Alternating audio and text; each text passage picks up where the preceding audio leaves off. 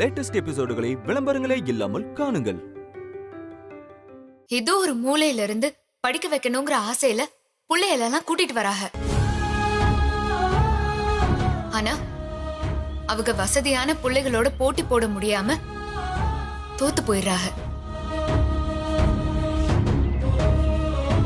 அவங்களுக்கெல்லாம் நாம தான் ஒரு வாய்ப்பை ஏற்படுத்தி கொடுக்கணும். சம்பாதிக்கிறதுக்கு எத்தனையோ வழி கிடக்கு, தொழில் கிடக்கு. அதுக்கு இது வழி கிடையாது.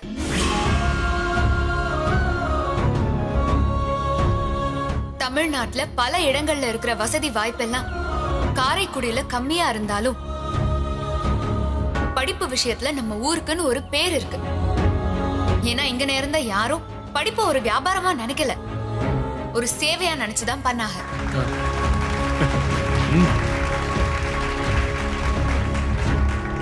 அப்படி நம்ம முன்னோர்கள் பண்ண விஷயத்த நான் வழி நடத்தணும்னு நான் இங்க வந்திருக்கேன். பாடம் சொல்லி கொடுக்கறதுக்கு தான் நல்ல அறிவு வேணும். படிப்பு கொடுக்கணும்னு நினைக்கிறவளுக்கு பாடத்தை பத்தின அறிவெல்லாம் தேவையில்லை. நல்ல மனசு இருந்தாலே போதும். அந்த நல்ல மனசு எங்க கதிரேச மாமா கிட்ட இருந்துச்சு. அந்த மனுஷனை அநியாயமா பலிய போட்டு கொன்னுட்டாக.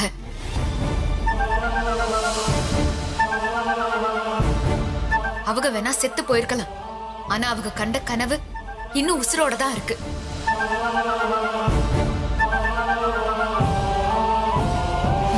இப்போ அவங்களோட மருமக ஏன் ரூபத்துல அது இருக்கு.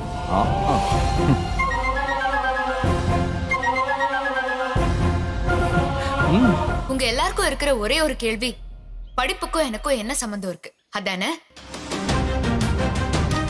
படிப்பறிவே இல்லாத இவ பசங்க சம்பந்தப்பட்ட படிப்பை எப்படி யோசிப்பா? அவங்க எதிர்காலம் என்ன ஆகும் தானே?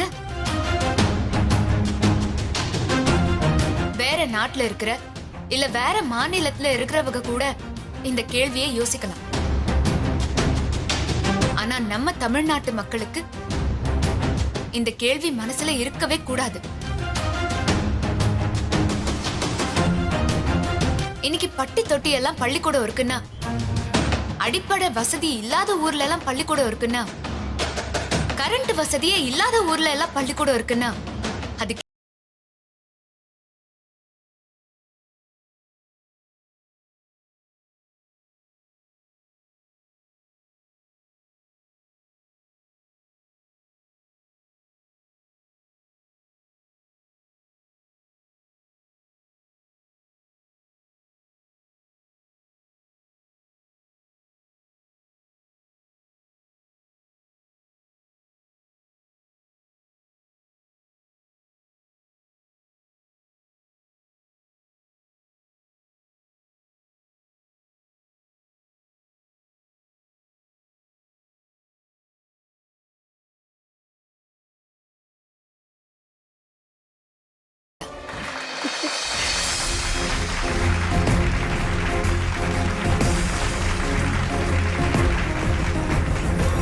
பசியோட இருந்தா படிப்பு மண்டையில ஏறாதுன்னு சாப்பாடு போட்டு பசங்களை படிக்க வச்சாங்க. படிப்பு மட்டும்தான் சமுதாயத்துல நம்மள அடையாளப்படுத்தும்னு அதுக்கு முன்னுரிமை கொடுத்து பல திட்டங்களை கொண்டு வந்தவர் நம்ம ஐயா மட்டும்தான். அப்பேற்பட்ட தலைவர் வாழ்ந்த ஊர்ல படிக்காதவங்க எப்படி இதை நடத்த முடியும்னு கேள்வி கேட்கறதே தப்பு.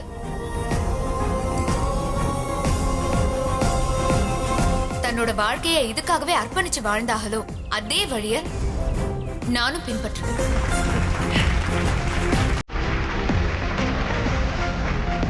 அவங்க எதுக்காக படிப்புக்காக இம்புட்டு பண்ணாக? ஏன் அவளுக்கு படிப்பு மேல இம்புட்டு ஒரு ஈர்ப்பு வந்துச்சு? நீங்க யோசிச்சு பார்த்தா நான் ஏன் இங்க நிக்கிறேங்கிற பதில் உங்களுக்கு கிடைச்சிரும்.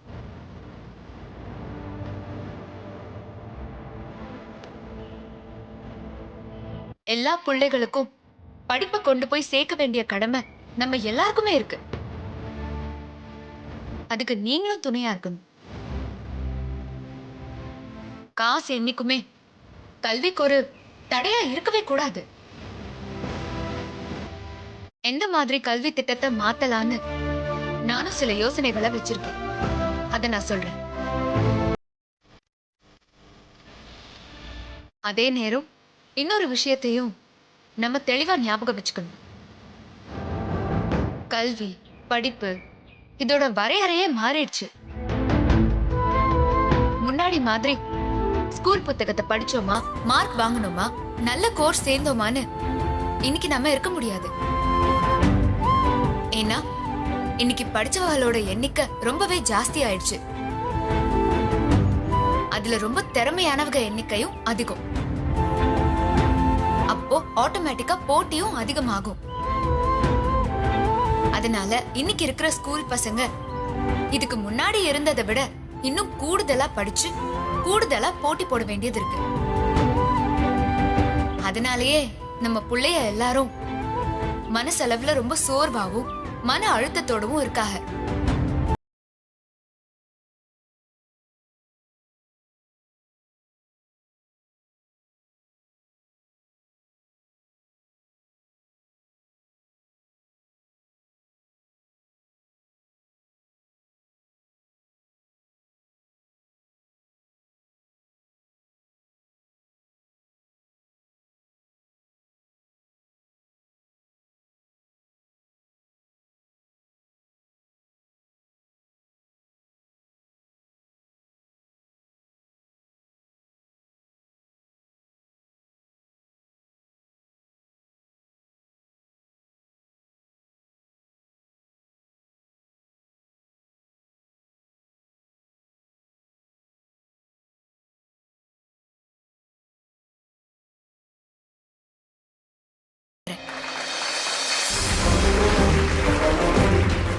படிச்சவ மாதிரியே பேசுறாளேன்னு.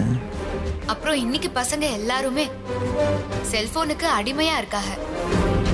அவங்க மனசு 5 நிமிஷத்துக்கு மேல எந்த ஒரு விஷயத்திலயும் கவனமா இருக்கவே மாட்டேங்குது. இந்த ஒரு விஷயம் பின்னாடி மிகப்பெரிய பிரச்சனையை உண்டாக்கும். அதனால பசங்களோட இந்த கவன சிதறலை ஃபர்ஸ்ட் சரி பண்ணணும். வீடியோ கேம்ஸ்ல இருந்து ஓடி ஓடி விளையாடுறத ஊக்கப்படுத்தணும். ஒவ்வொரு நாளும் பிடி பீரியட் கட்டாயமா இருக்கணும். அதுக்கும் மார்க் கொடுக்கணும். அடுத்து நம்ம பள்ளிக்கூடத்துக்குன்னு ஒரு சைக்காலஜி படிச்சவங்கள வேலைக்கு எடுக்கணும். ஏன்னா பசங்களோட மன அழுத்தத்தை சரி பண்ண அப்படி ஒருத்தர் கட்டாயமா இருக்கணும்னு நினைக்கிறேன். அப்புறம் இந்த நேரமும் கிளாஸ் ரூம்லயே உட்கார வச்சு பாடம் நடத்தணுங்கிற அவசியமே இல்ல. தினம் ஒரு கிளாஸ் கிரவுண்ட்ல நடத்தலாம், வயல்வெளியில நடத்தலாம். இடத்த மாத்தும் போது மனசுக்கு ஒரு புதுசான ஒரு உற்சாகம் கிடைக்கும். இதையும் நம்ம ஸ்கூல்ல முயற்சி பண்ணி பார்க்கலாம். இதெல்லாம் சரியா நடக்கணும்னா அதுக்கு ஆசிரியர்களோட ஒத்துழைப்பு ரொம்ப ரொம்ப முக்கியம். எல்லா மாணவர்களும் ஒரே மாதிரியான திறமையோட இருக்க மாட்டாங்க. அதனால ஒவ்வொருத்தருக்கும் என்னென்ன தனிப்பட்ட திறமை இருக்கோ அதை கண்டுபிடிச்சு அதை நாம ஊக்குவிக்கணும்.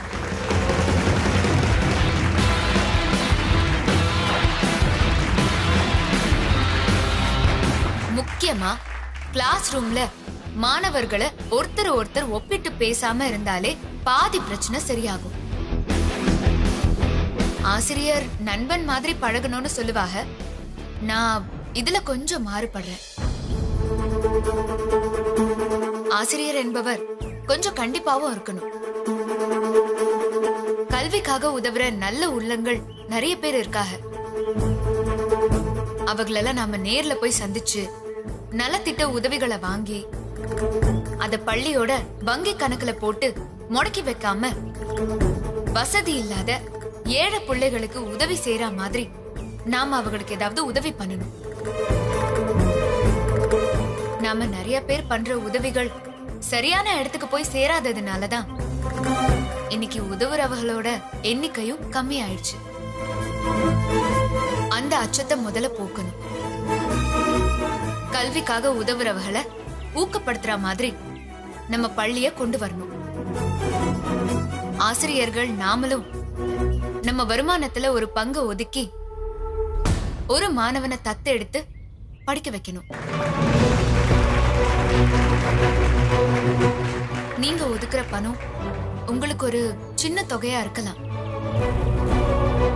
ஆனா அந்த சின்ன தொகை கூட சில பேரோட படிப்புக்கு முட்டுக்கட்டையா இருக்கு. அதுக்கு முன்னுதாரணமா நானே என் சம்பள பணத்துல 10 பசங்களுக்கான நிதி உதவிய பண்ணுவேன்னு உறுதி கொடுக்கிறேன்.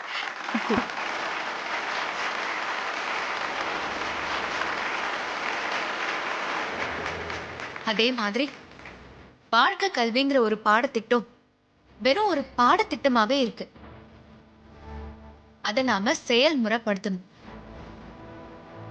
படிப்பை தாண்டி இந்த சமுதாயத்துல நமக்கு தேவையான விஷயங்களையும் கத்துக் கொடுக்கணும்.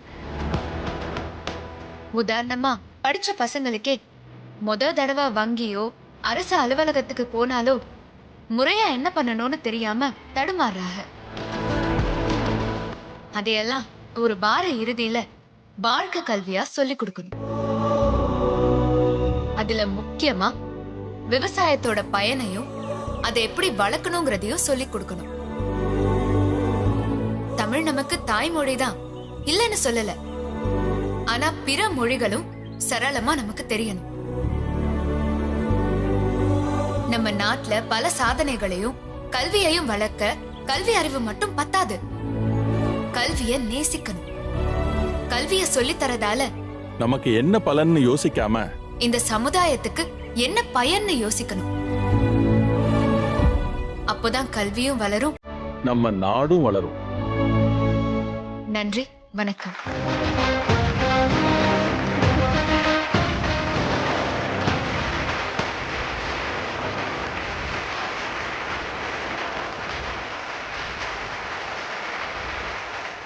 படிக்காத பொண்ணு என்ன பேச போகுதுன்னு பார்த்தா பேசி பட்டைய கிளப்பிடுச்சுப்பா. ஆமாப்பா, உண்மையிலேயே அவங்க பேசுறது உணர்ச்சி பூர்வமா இருந்துச்சுப்பா. ஆமாமா, நம்ம எல்லாரையும் சிந்திக்க வைக்கிற மாதிரி இருக்குல்ல. ஆமா சார், அவங்க சொல்றதுதான் நியாயம் படுற மாதிரி பேசுறாங்க. இப்படிப்பட்டவங்களுக்கு தான் நம்ம ஆதரவு கொடுக்கணும். ஆமா சார், படிச்ச பழனியை விட இந்த பொண்ணு நல்லா விவரமா பேசுது சார். இந்த புள்ள கரஸ்பாண்டன்ட் ஆயிரும் போல இருக்கே.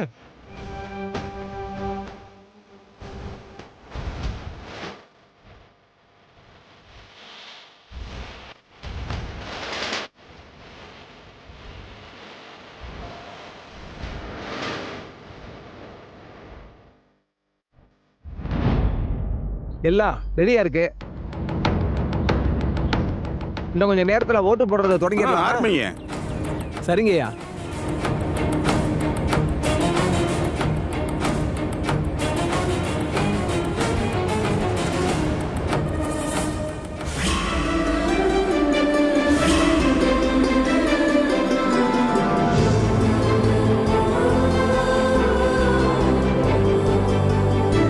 மாமா, இன்னைக்கு மேடையில நான் இம்புட்டு பேசினேன்னா வாயில இருந்து வந்த அந்த சத்தம் மட்டும்தான் என்னோடது. வார்த்தை எல்லாமே உங்களோடதுதான்.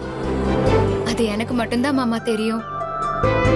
நான் பேசி முடிச்சதும் எல்லாரும் எழுந்து நின்னு கை தட்டினதை பார்த்ததும் நானா இப்படி பேசினேன்னு எனக்கு ஆச்சரியம்லாம் இல்ல. ஏன்னா என்ன பேச வச்சது நீங்க. பள்ளிக்கூடத்தை பத்தி எல்லாம் எனக்கு இம்புட்டு விவரமா எல்லாம் பேச தெரியாது மாமா. ஆனா ஒரு விஷயம், நீங்க ஒவ்வொரு நாளும் இந்த ஸ்கூல எப்படியெல்லாம் நடத்தணும்னு ஆசைப்பட்டீங்களோ அதை நான் கண்டிப்பா நிறைவேற்றுவேன் மாமா. மருமகளே, மாமா, நான் மனசுல நினைச்ச ஒரு விஷயத்துக்காக என் மருமக நீ இம்புட்டு கஷ்டப்படுற. ஒன்னு நினைச்சா எனக்கு ரொம்ப பெருமையா இருக்குமா. நான் பெத்த மகனே எனக்காக வாத்தியாராக ரொம்ப சிரமப்பட்டு கடைசியில நீ வந்துதான் அவனை வாத்தியாராக்குன. நான் சீக்கிரமாவே போயிட்டேம்மா. நான் உயிரோடு இல்லையேன்னு கூட கவலைப்பட்டதில்லம்மா. ஆனா இந்த பள்ளிக்கூடத்தை இப்படி பாதியிலே விட்டுட்டு போயிட்டோங்கிற வருத்தம் தான் எனக்குள்ள இருந்துச்சு.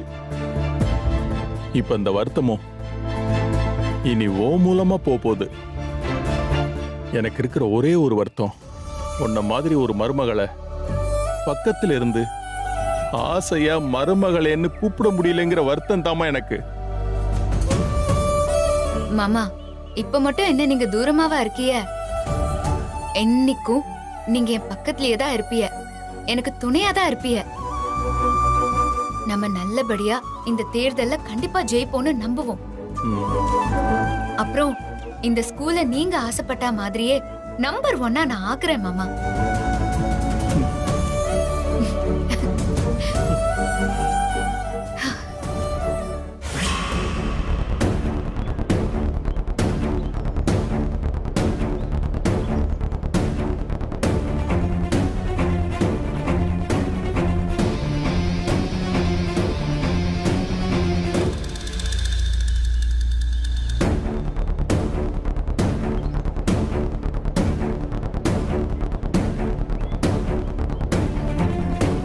ஐயா எல்லாம் ரெடியா இருக்கு. நம்ம இப்ப ஓட்டு போடுறத ஆரம்பிச்சிடலாமா? ஆரம்பிங்க. ஐயா வாங்க, வந்து ஆரம்பிச்சு வைங்க. பேனா கொடுங்க. இந்தாங்க.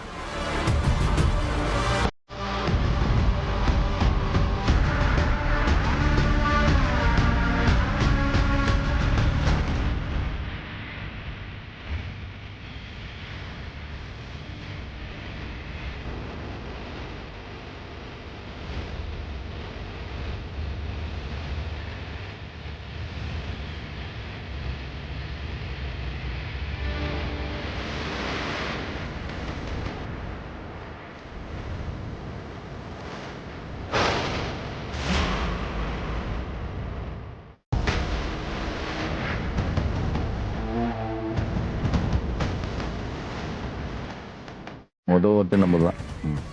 பழனி, ஓட்டு உனக்கு தான் போட்டிருக்கேன். நிச்சயம் நீ தான் ஜெயிப்ப. நன்றிண்ணா.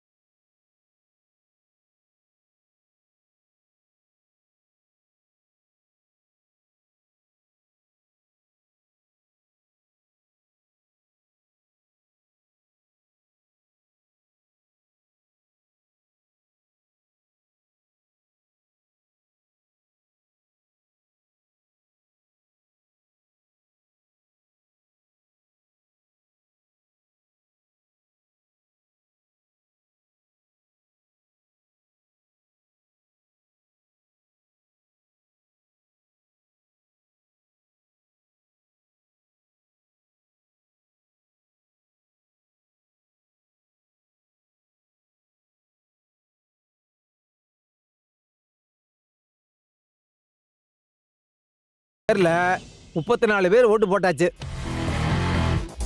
இன்னும் ஒருத்தர் மட்டும் தான் ஓட்டு போடணும். அவரும் இப்ப வரைக்கும் வரல.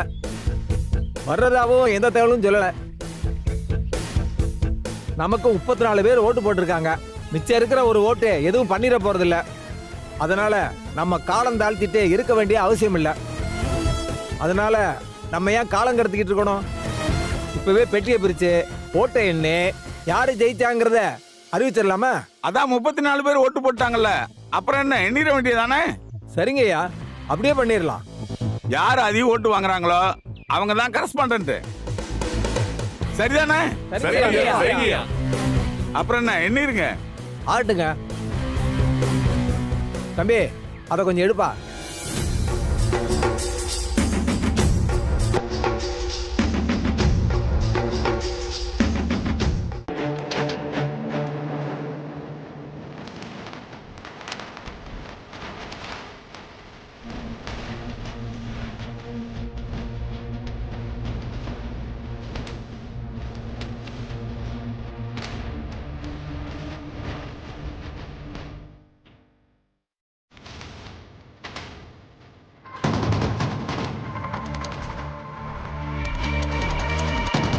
நாங்க ஒவ்வொரு ஓட்டும் யாரா இருக்குன்னு சொல்லுவோம். சொல்ல சரி. சொல்லி எழுதிடு. சரிங்க.